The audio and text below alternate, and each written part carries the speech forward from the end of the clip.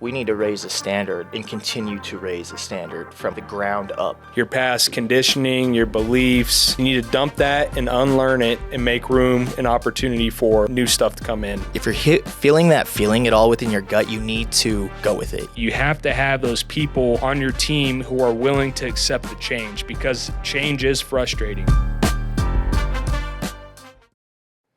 Welcome back to episode 28 of Apps and Asphalt, guys.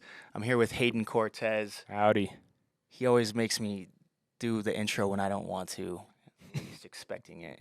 A month ago, we asked you guys some topics that you guys would like to hear. I actually got a really good request from Jasmine Ponce over here. She said, with so many things on your plate and occurrences happening within your business that you don't have control of, how do you pivot out of that mindset, then regulate and go about things accordingly? So, with so many occurrences happening within your business that you don't have control of, how do you pivot out of that mindset and regulate accordingly? Which I thought was a really good one, because just like we had mentioned in the previous podcast, there's always a moving target. And I don't think it's just within our industry. I think it's just in general.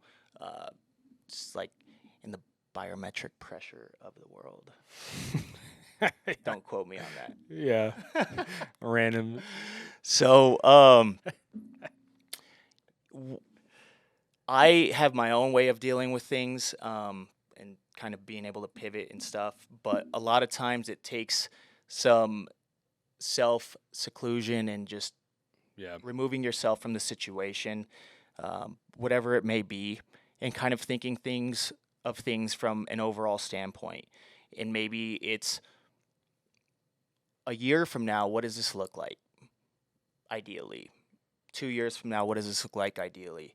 And then backing into that into small chunks and being able to figure out, okay, for us it was leadership and management position that we needed to reconsider. And it's ironic that you and I think so similarly along the way, that we're able to kind of like, okay, we can almost feel it, like something's off. Nobody's really saying anything, everyone's kind of going along, but you can just feel it, like something's off. And you know, it took him and I being able to kind of sit down and dice through things on a larger scale. Okay, what does this look like 2-3 years from now? Backing into some things and then realizing, like, okay, we actually have the people that we need in place. Yep. We've got what we need, but we need to readjust some roles and situations. So being able to make decisions quickly but rationally, I think, are going to be very important. Yeah, and when you're in that position where you just feel like it's straight chaotic, like you were in, and I mean, you're still trying to dish stuff off, but it can come up on you very quick. And when you're getting hit in the face by people calling you from all different places or issues happening nonstop, what you were saying is all you could do to have any mental bandwidth was to just try to get it off your plate as fast as possible. And the problem with that is you don't sit there and think necessarily all the way through of like what the repercussions could be. You don't do kind of a quick SWOT analysis of whatever that situation is, and so the unexpected stuff happens from that decision you made, and then it's just a compounding effect over and over. So I get how it can quickly come into that, and you know, when you're starting to manage a lot more people, like what we were talking about on the last episode, you get a lot more people need a lot of different things. And if you have made yourself the go-to person for all those different things, then soon enough you're just going to be in the quicksand and you can't get out of it. You're creating a bottleneck. That's it. Yep. With yourself, and then which is going to create that with your business. So, I mean, and it's like even just being a business owner, we wrote this on the whiteboard, but like imagine you as the owner here. We'll say you do like $1 or $2 million. So you have the owner, and then we're building like a hierarchy. We have a crew here. We have a crew here. You have accounting, and then you have maybe one sales guy.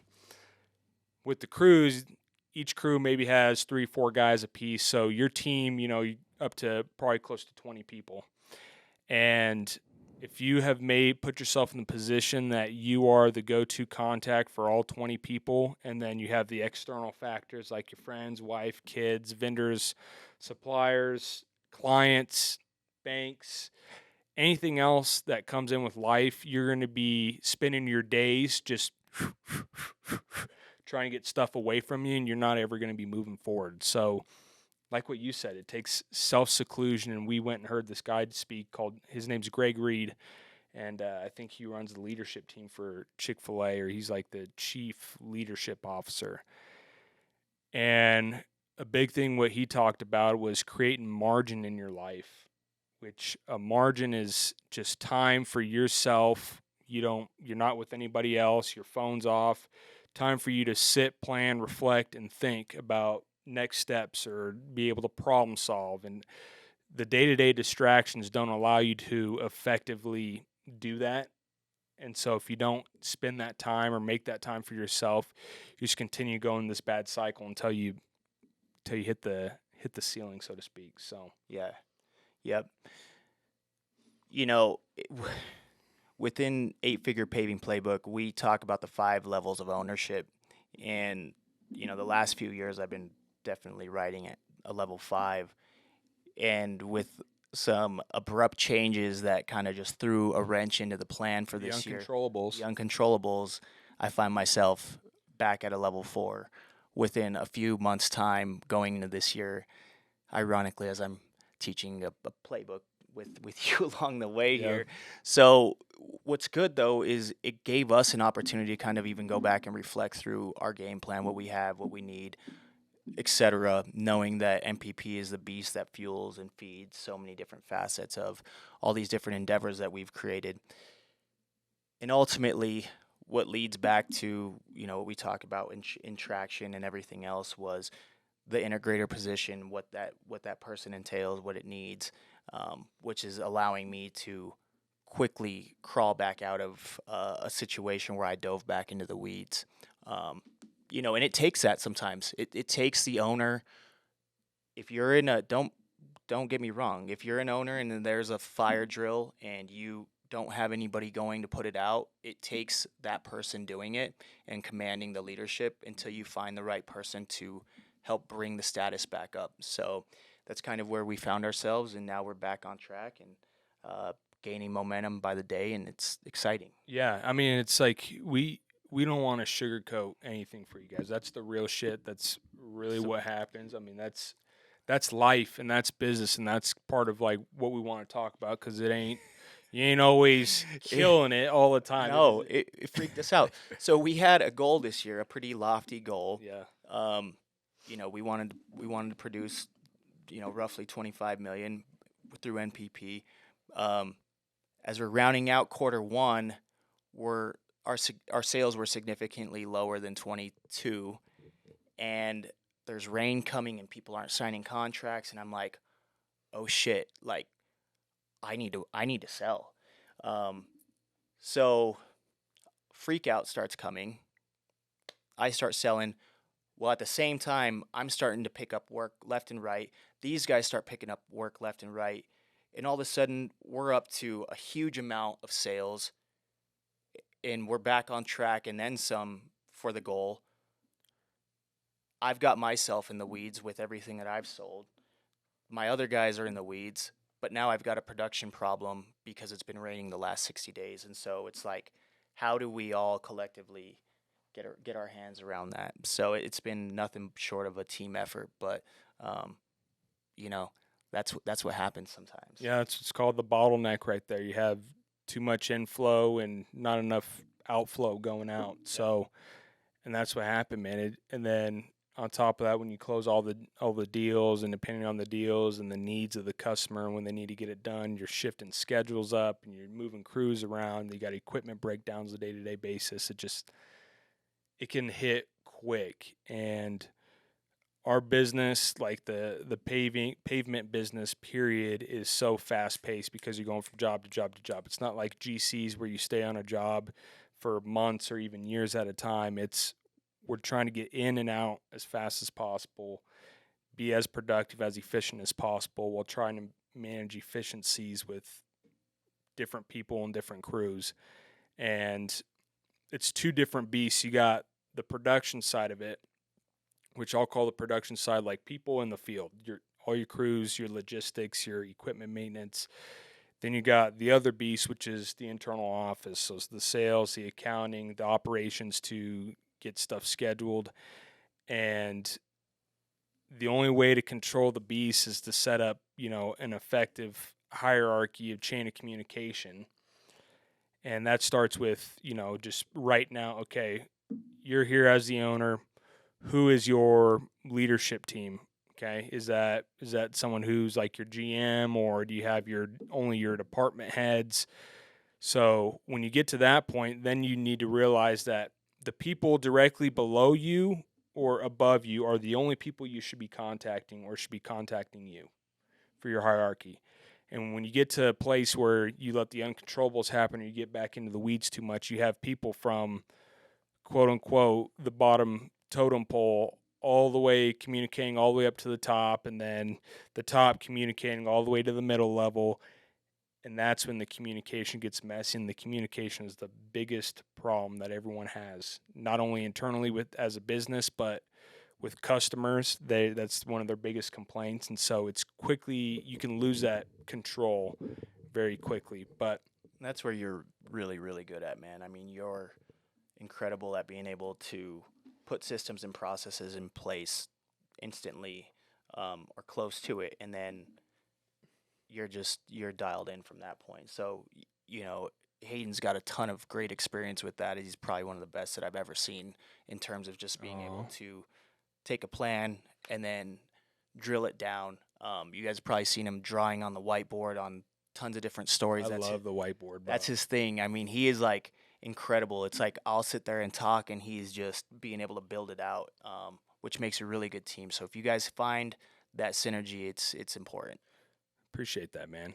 I'll tell you how I thought of how to get us out of the kind of crazy part is like to break it into phases, because everyone knows that it's crazy, it's chaotic, but it gets too crazy to figure out where to start. So I used kind of my margin day to go and kind of plan how to get us out of it. So I created kind of a phase program of like 3 phases, how we're going to get it out, and we're going to turn, everything around and make a new, what we're calling MPP 2.0. So, phase 1 is really to assess where you're at, figure out all the problems, all the bottlenecks, maybe the opportunities where we can improve.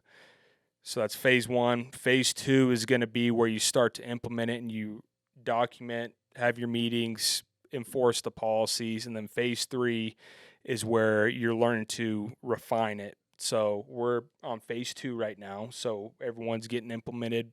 Your processes have changed from where we were at 2 years ago, because we're a much bigger animal than we were, 3 years ago. Your processes will change over time.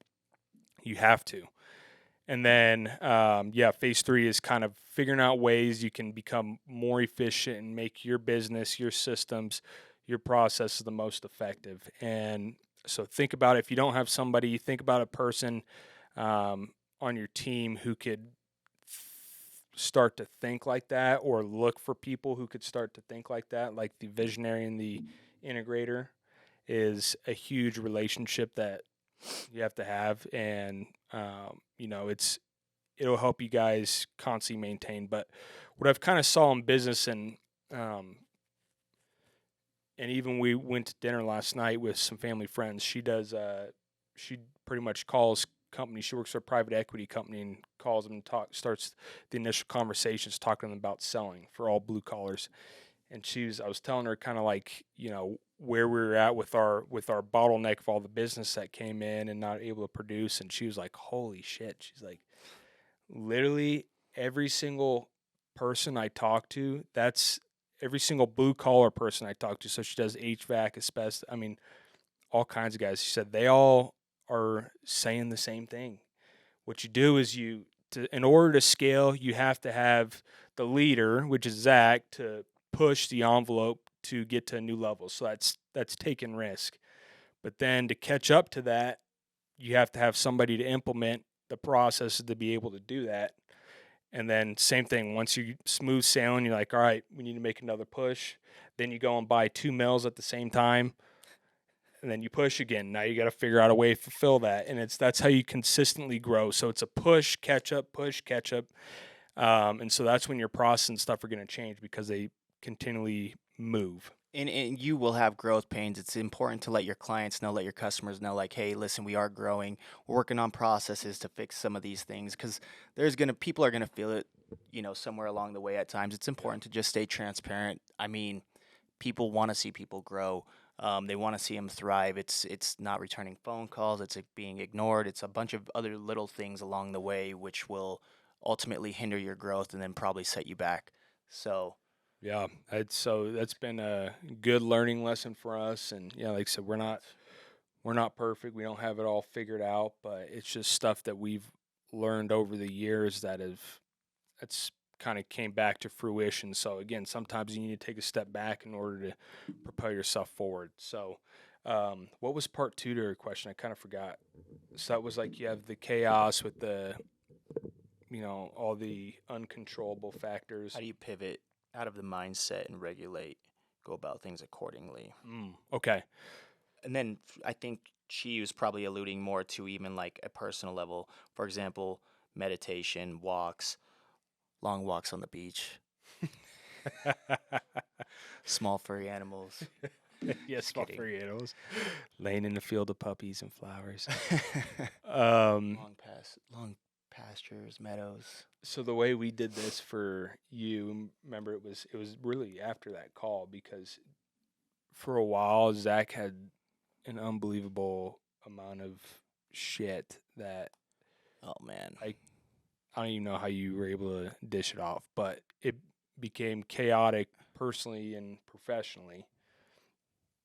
And not trying to put you on blast, but just that's what happens. The real shit. This is real stuff. So got me thinking, and like me with kind of my mindset of thinking kind of like more analytically, I was like, all right, Zach, what are like your top problems right now? So we went and wrote all those out. I said, okay, what would be your ideal situation, your schedule? So we wrote all that out. And we also figured out, okay, so in order to get to that end destination of your ideal schedule, what things do you need to get off your plate or get, removed in order to get you to that position? So like you said, it's you find the end goal, you find the target, and then you work backwards from it. So, and it's simple by just using a whiteboard, by writing it on a piece of paper, but using that time to... It's a young go right here, man. No, honestly, it's like, you're right, dude. And it's so crazy because you're like my brother, but at the same time, you pick it out. Like, him and his wife they just are like we're so close that they can like almost feel the pressure just radiating off me. Yeah. And a lot of people can at times when it gets crazy. That's the life of like entrepreneur. And, you can just create like a perfect storm, but we're able to analyze, break it down, and things have gotten so much better. Yeah. So much better, night and day difference. I mean, and, even still improving on, with all that stuff on a daily basis. Yeah, and that's not only business stuff, but it's also personal stuff too. Yep. So we included like everything. So some people, I feel like, and we should talk about this real quick. I think some people, when there's overwhelming problem or stress, they can shut down. Like their automatic thing is shut down. And don't get me wrong, like I've reached those moments where I'm like tapped out and I'm shut down and I just need to like detach. You can't do that for very long. And when I say this, if I were to put it into like day span, like no longer than 48 hours, anything beyond that, like you're going to continually slip and slip and slip and slip backwards to where that could be catastrophic for you and for people around you. So whatever it is that's, filling that urge and that fuel, you guys got to you have to dig back into yourself and figure out what the cause was initially and why you originally started doing this, to be able to want to figure that out, because it takes a want to even get to that point. Yeah. You know? Yeah. And everyone handles that point differently, but even a break or a little hiatus away and is huge for your mindset. And everyone's on like the 90-day schedule or 90-day what is it? Like every 90 days you go through like a phase where you're unmotivated, you lose interest, and you're getting your ass kicked and everything, and you just need a reset. So that's why in like business they talk about doing off-site meetings, because it changes the scenery, it changes the conversation, and changes the way you perceive things, or the way your attitude can be adjusted.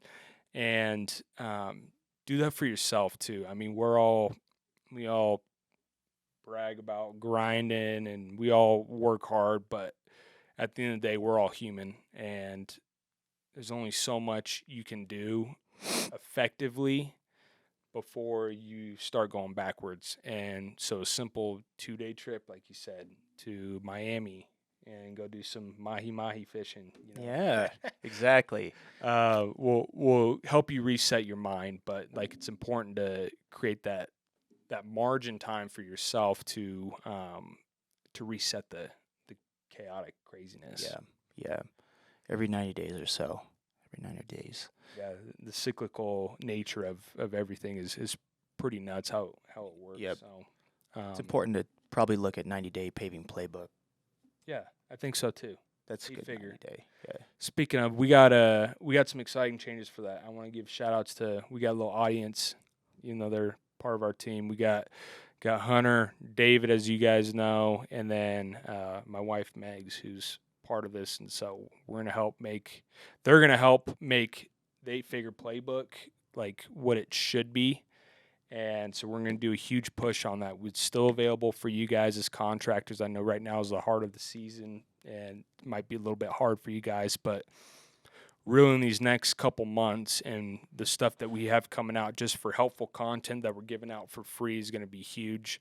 Our exciting thing that we're going to start doing is, towards the end of the year, we're going to release kind of a vlog series of this year. So you guys are going to get the real raw shit of our business. And ABC, NBC, MTV. You guys, Netflix, whoever, you might want to pick it up sooner than later, because it's coming. It's going to be the raw stuff of what it's actually like to run a business like an actual asphalt and concrete business. I think it's going to be cool because people are going to see I go through the same freaking problems as these guys do. So you're not alone, but we're just going to expose it. We feel we've given you guys a lot of, the keys to the castle. We're not going to shy away from the problems and stuff that we go through. We're going to try to keep it as raw as possible. But yeah, so that's coming. And then, these guys are putting together some awesome other packages, different helpful resources for you guys. 'Cause at the end of the day, our goal is to make our guys, our listeners better owners and get their lives back and time back with their family. Yep. So absolutely. 8-figure paving playbook. Check us out. We have did we change the domain to 8figurepaving.com? Okay, 8figurepaving.com. Check us out. We're going to start a community too. We'd love to get connected with everybody to talk about their problems, ask questions, have helpful resources. You can even talk about really whatever on there. And if you guys want to move forward to get in some coaching, we'll definitely make some time for it. So awesome. I love it. We live this stuff, you guys. We live it. We're in it with you guys. Not that we have every single answer, but we're constantly looking for the answers, So 8-figure paving playbook, real stuff, real hardships, real lessons. And it's 8 until we hit 9, baby. Here we go. All right, guys. Episode 28, the Apps and Asphalt podcast. See you guys next week. See ya.